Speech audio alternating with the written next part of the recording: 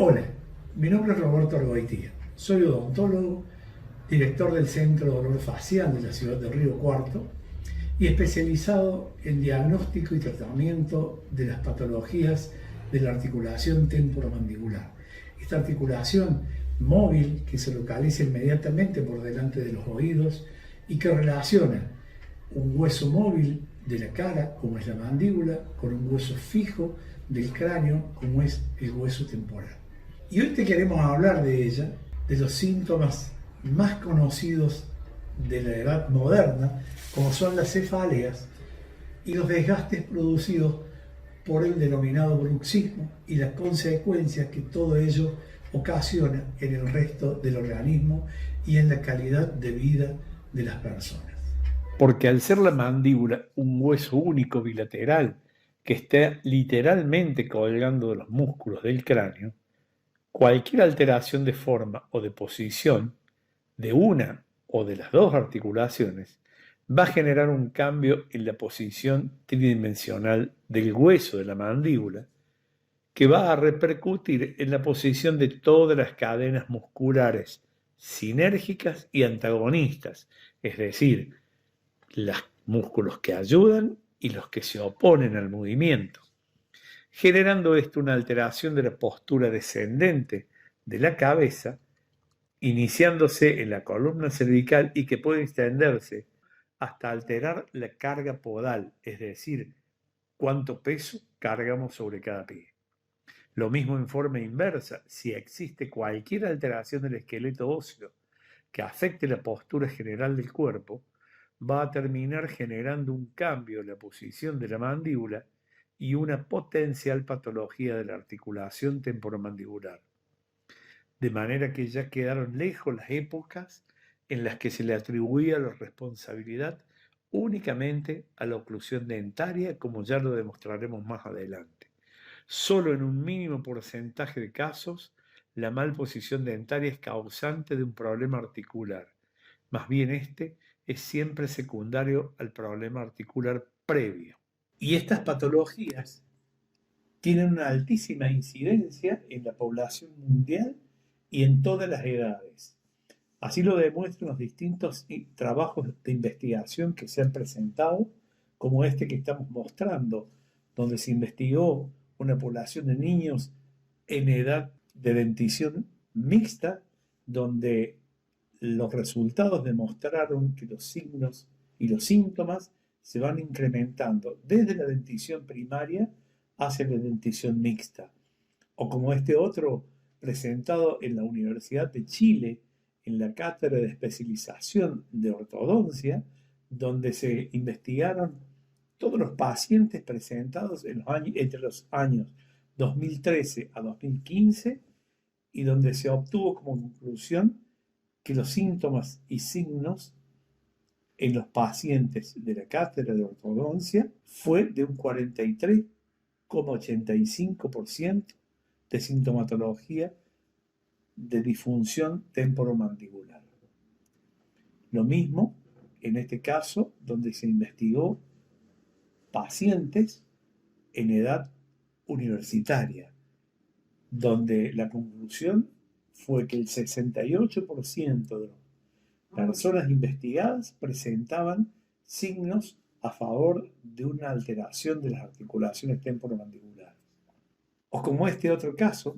de un trabajo de investigación realizado en la ciudad de Pomerania, en Alemania, donde se tomó una muestra de 4.289 pacientes entre 20 y 81 años, que fueron analizados clínicamente y anamnésicamente, siendo el resultado que el 49,9%, o sea, el 50% de los pacientes, tenía signos de patología articular y solamente el 2,7% presentaba dolor como síntoma, lo cual nos lleva a una nueva conclusión,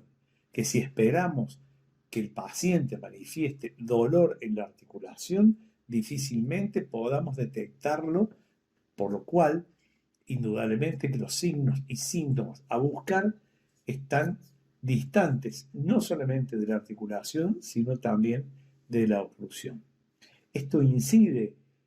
en el bienestar general de las personas, de esta cantidad de personas en la población mundial, que va a ver alterada su calidad de vida. ¿Por qué? Como está demostrado en estos trabajos de investigación, hay una alteración entre la columna cervical y los desórdenes temporomandibulares, por ejemplo, o alteraciones posturales relacionadas con la malposición de la mandíbula, o como en este caso que se ha demostrado con electromiografía de superficie, la alteración de músculos específicos del cuello, como los esternocleidomastoideos, en pacientes con alteraciones de esta articulación. O la morfología alterada cráneo cérvico-vertebral en los pacientes con disfunción temporomandibular. Y lo que yo creo, uno de los trabajos más demostrativos es este que se ha publicado en el Journal de Gerontología en Oxford, en Inglaterra, donde se demuestra que la condición oclusal en el paciente anciano tiene una relación directa con las fuerzas en las extremidades inferiores en dinámica, es decir, cuando el paciente camina, lo cual lleva una relación directa con la movilidad en el anciano. Con relación a la oclusión o a la forma de mordida del paciente, como venimos diciendo, no tiene una relación directa la anatomía de la articulación o la patología de esta articulación temporomandibular con la oclusión del paciente. Y así lo demostramos en estos casos, como en estos pacientes que se presentan, en el caso de Luciana, con una oclusión o una alineación dentaria, yo diría que prácticamente envidiable, donde hay muy poco o casi nada que corregir, pero si estudiamos por imágenes sus articulaciones temporomandibulares, observamos lo siguiente: las mismas poseen una simetría marcada entre una y otra, ambas tienen alteración de forma por una desviación de su eje de crecimiento, por una secuela postraumática, y en el caso de la articulación derecha tiene una migración anterior del disco, lo cual ha llevado a que el hueso mandibular esté desplazado hacia atrás y genera una compresión de la zona posterior articular, que es la zona de sensibilidad y donde se van a generar los síntomas. En el caso de María José ocurre una situación similar. Si observamos detenidamente su relación oclusal o su alineación dentaria, podríamos decir como observación que tiene una pequeña desviación de la línea media, pero si vemos sus imágenes de la resonancia nuclear magnética, observamos que hay una importante alteración de forma y un desplazamiento de ambos cóndilos hacia la zona posterior de la mandíbula, con una luxación del disco articular, aquí coloreado de color amarillo, donde se observa prácticamente muy por delante de los cóndilos, con una disrelación en lo que sería el complejo menisco-condilar. El caso de Julia, un caso similar, es más, son oclusiones bastante similares todas, pero las situaciones articulares son totalmente distintas. En el caso de Julia, observamos en la articulación derecha una migración anterior del disco, como se observa por debajo de la raíz transversa del temporal, y el cóndilo derecho está totalmente desplazado posteriormente, casi apoyando contra la pared posterior, lo que sería compartido por la cara anterior del conducto auditivo externo, zona bastante sensible, donde están todas las terminaciones nerviosas y la irrigación de la articulación. En el caso de la articulación izquierda, para Julia, se observa también una desviación en el eje de crecimiento con una deformación de la cavidad glenoidea, aunque la relación cóndilo-disco aparenta ser correcta. De manera que esto generalmente va a hacer que el paciente padezca de síntomas que no están relacionados directamente con la ubicación de la articulación. Estos pacientes van a tener alteraciones de postura con dolores de cuello, de espalda, cefaleas, insomnio, alteraciones de las más diversas, inclusive dolores retrooculares, dolores de oído, a veces hipoacusias o acúfenos, síntomas, todos estos que van a confundir al paciente y a los profesionales tratantes, intentando buscar razones que lo expliquen en estructuras alejadas del verdadero origen o causa del problema. De manera que una vez determinados los síntomas, deberemos intentar un diagnóstico de la situación, para lo cual es menester que realicemos una historia clínica a conciencia, intentando que el paciente nos cuente la historia de su vida, de sus enfermedades, de sus traumatismos y la mayor cantidad de datos posibles que podamos recabar.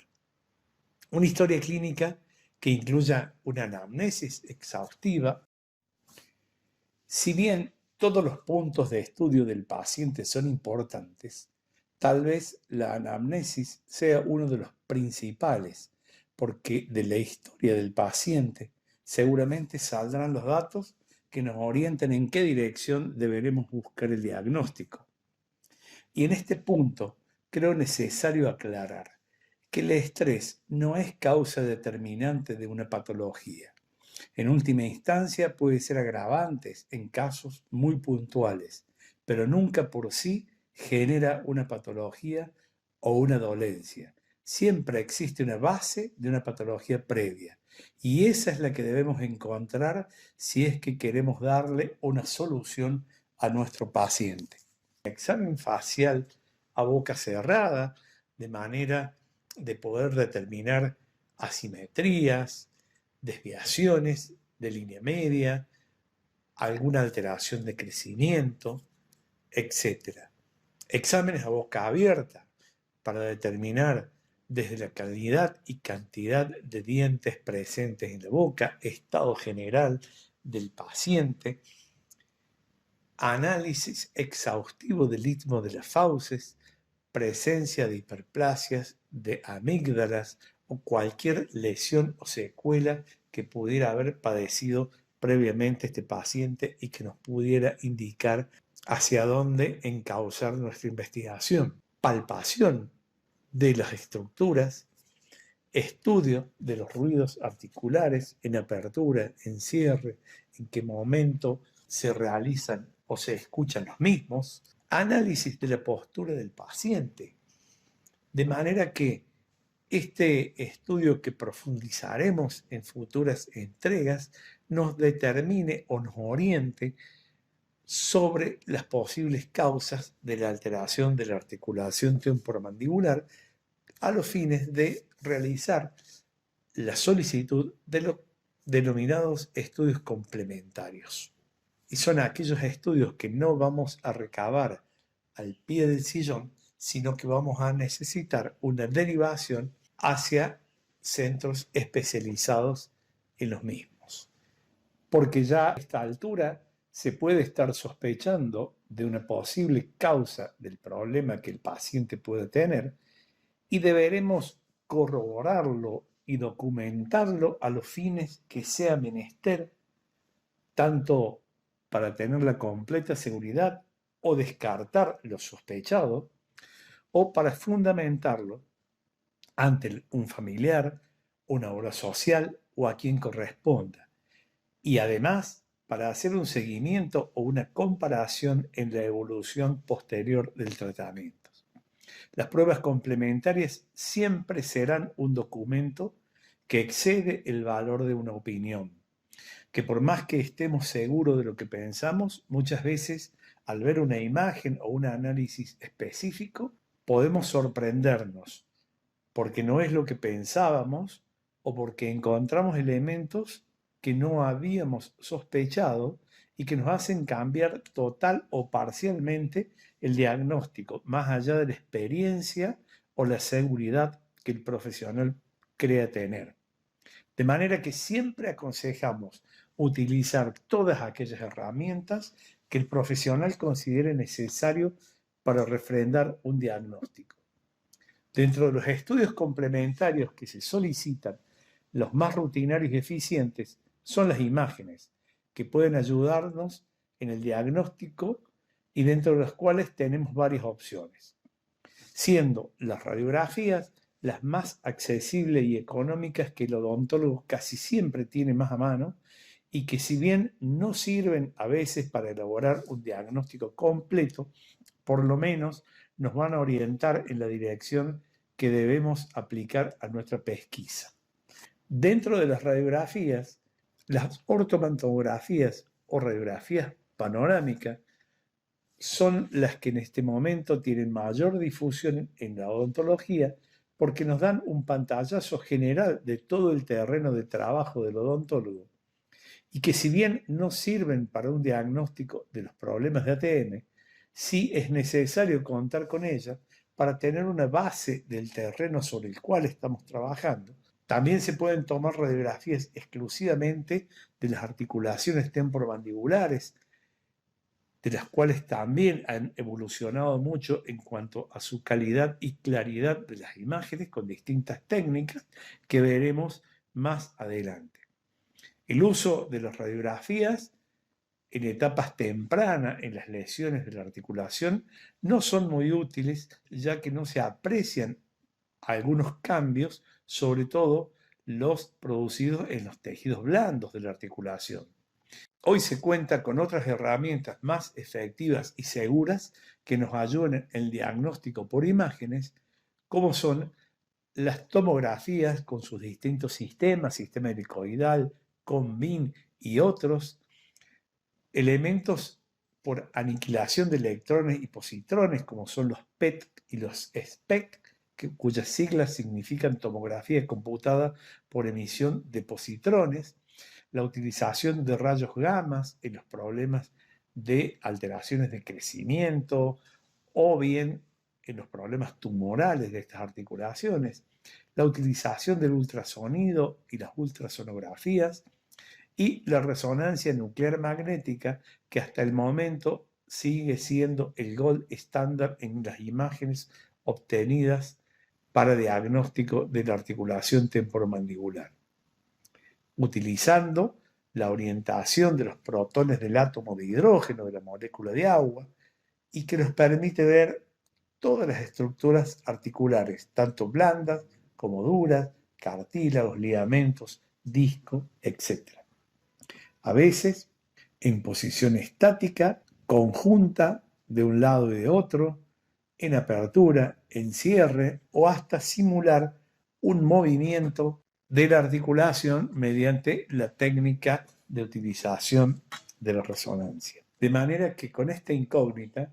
damos por finalizada esta presentación, comprometiéndonos para que en futuras presentaciones explicar cuáles son las causas o etiologías que destruyen las estructuras articulares, cómo analizar cada estudio complementario y cómo llegar finalmente a un diagnóstico. Muchísimas gracias por la atención prestada y nos veremos en breve.